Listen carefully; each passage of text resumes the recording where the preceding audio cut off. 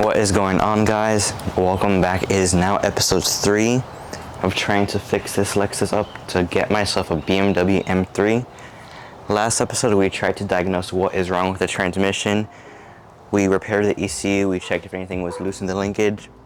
None of that is the problem, and there's no codes, so now the only option left is mechanical, and I don't work on transmissions that much, so my biggest option and best option is to just replace the whole transmission.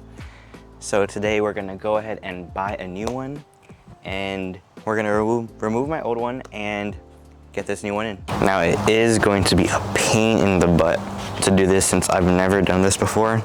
It's my first time ever working on transmissions, first time even taking one out. So I'm gonna have to raise the car up a lot because I need like at least 1.5 feet of clearance just to get the transmission out. We're gonna raise the car up, start unbolting the exhaust, drive shaft, all the lines, and then we're finally gonna have to take off the bell housing, and then the transmission should be out. Then later today I'm going to go pick up a new one, and then I'll put that one in, and then hopefully this car goes into drive.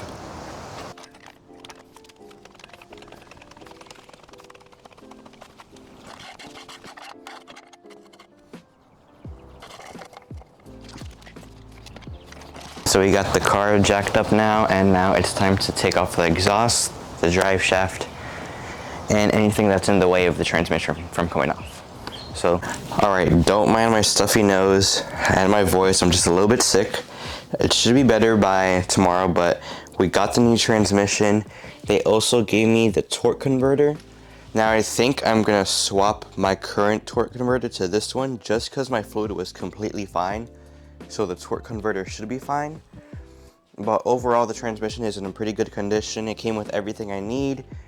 I've also gone ahead and removed the exhaust, so now I could remove the drive shaft and anything that's in the way of the transmission. Alright, we got the drive shaft out, so now we just have to do any connections that the transmission has, and then we'll do the bell housing and the flex plate, and then the transmission should be done. The catalytic converters were completely rusted on. I couldn't even take them off, nothing was working, so I took this opportunity to go pick up another part for the Ls400. So I went ahead and got new coilovers. Now we do have to go ahead and adjust the preload because the previous owner may have just messed with it, because you could see the springs are loose in some of them. And I think I'm going to lower it as much as possible just to see how it looks, and then I'll start adjusting from there. But yeah, we'll go ahead and start putting these on and getting the preload set. Alright, so you're going to want to have your spanner wrenches. These usually come with the coilovers, but the ones I got did not come with it since I got them off Facebook Marketplace. Now, to adjust the height, first I'm going to put it max height so I have a baseline for all of them. So you're going to want to loosen this one until this can spin freely. And then I'm just going to do that until everything is in place and tightened, and then we're going to do that to all 4.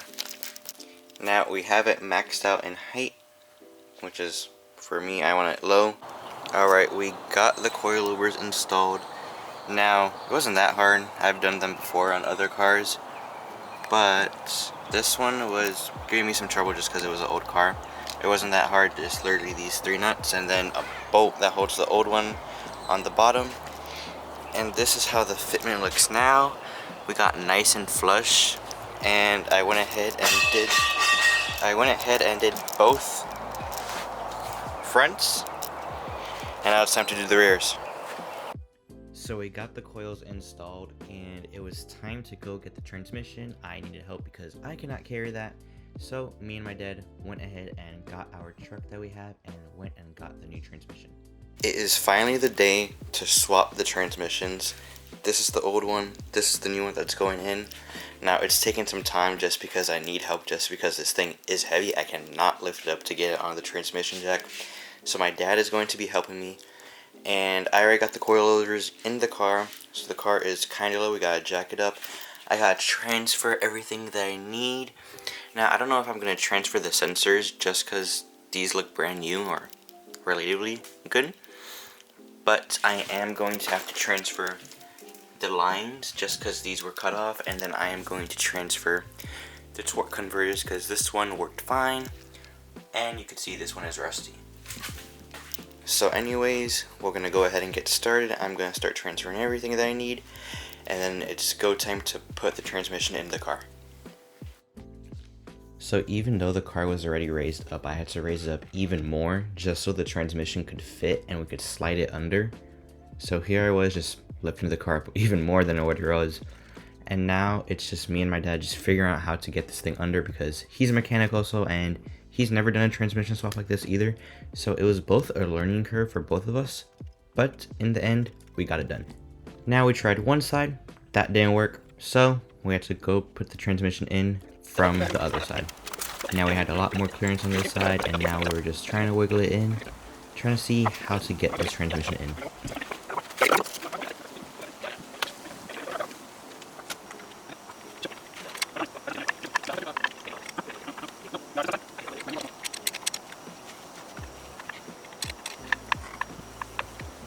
Now that the transmission was in line with the engine, it was time to start raising up so we could mate them together.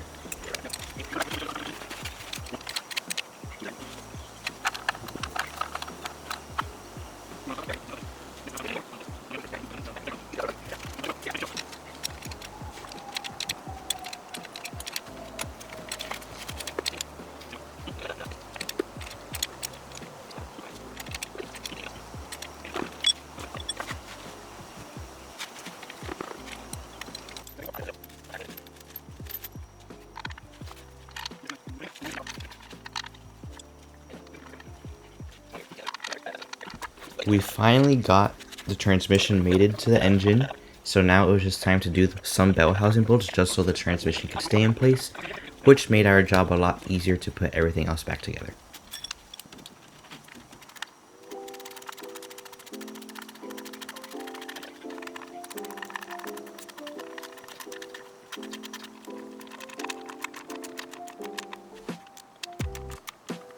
And now with everything mostly in place, the job was much easier.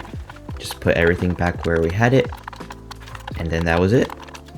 So overall, transmission was pretty easy after we got it in. Alright, so we finally got the transmission in. It was a pain to get in just because we've never done this before. But here, you can see, hopefully, oh, wait.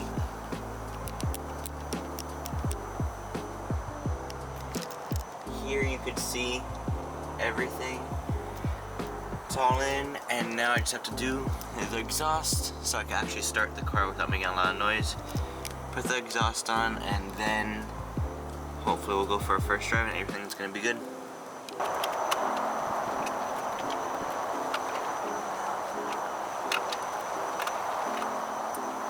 Alright, so we finally got the exhaust in, and it's finally time to see if it starts and runs and drives perfectly fine. Hopefully it does.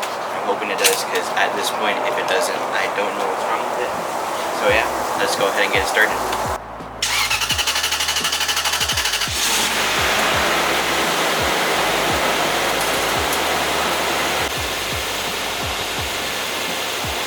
So, the car does start, as you can see. Now I'm just going to burp the system right now, let it warm up for about 5-10 minutes, and then I'll go for each gear for about 5 seconds so the oil will run through it. Burp, and then we'll lower the car, and then hopefully this thing will be on the road. Now the car is warming up now, so all the fluids can warm up. I just have to lower the car, and then we're gonna go out, and hopefully the problem is solved and this car runs and drives perfectly fine. Alright, the car is finally on the ground. You can see how it sits right now with the new Godspeed coilovers. It's pretty flush. I don't think I'm gonna lower anymore. Maybe just a little bit, just to make it like tire to fender. But anyway, it sits nice right now, and let's see, it's now for the moment of truth.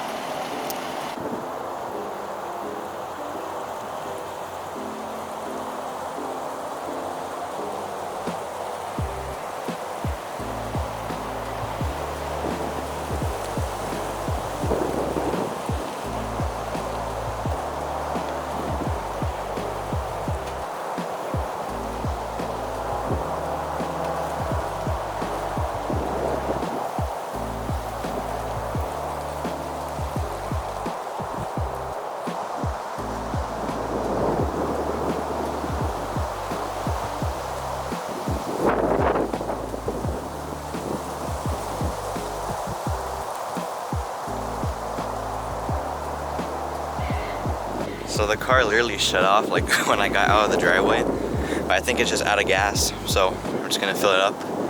And hopefully nothing like broke if it wasn't gas. So yeah, hopefully it works and drives after I put gas.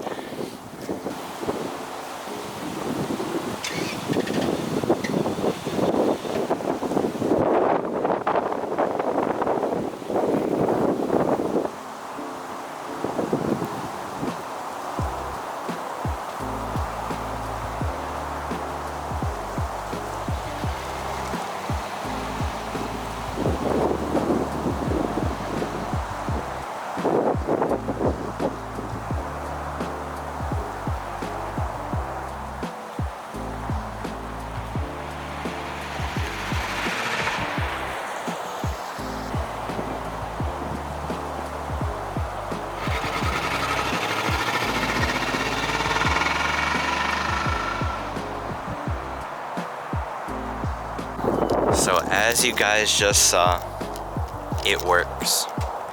We finally did it. We swapped the transmission. Now it is smoking a little bit just because transmission fluid on the exhaust is just burning up. But other than that, it's perfectly fine, except speedometer does not work, so I'm going to check the speed sensor. Hopefully that's just what it is. And yeah, runs and drives, goes into D perfectly. And that's going to wrap it up for the transmission swap.